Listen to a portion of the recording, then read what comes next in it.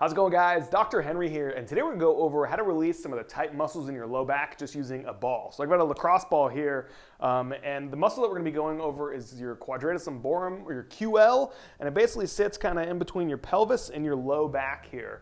But we can easily make some change with it with a ball. So the reason that I'm showing you how to release it with a ball is because sometimes in order to stretch that muscle, you have to do a lot of really weird, twisty, bendy stuff.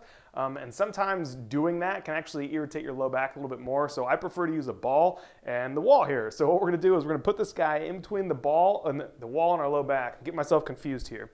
And what we're gonna do is if I'm gonna work on the right side, I'm gonna rotate my body to the right a little bit, and then I can even bend forward at the torso just a little bit, and that kind of pushes that musculature into the ball here.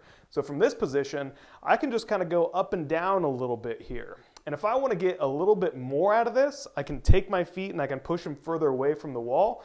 Or if it's a little bit too intense, I can bring them a little bit closer.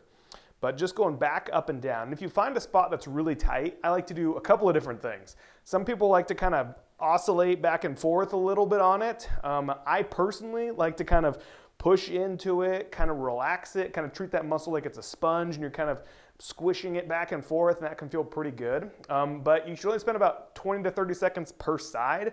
I like to do this pretty low intensity, especially if you're having a little bit of pain or discomfort. I think you get a little bit more benefit out of it is if you do it a little bit at a lower intensity, maybe more frequently throughout the day.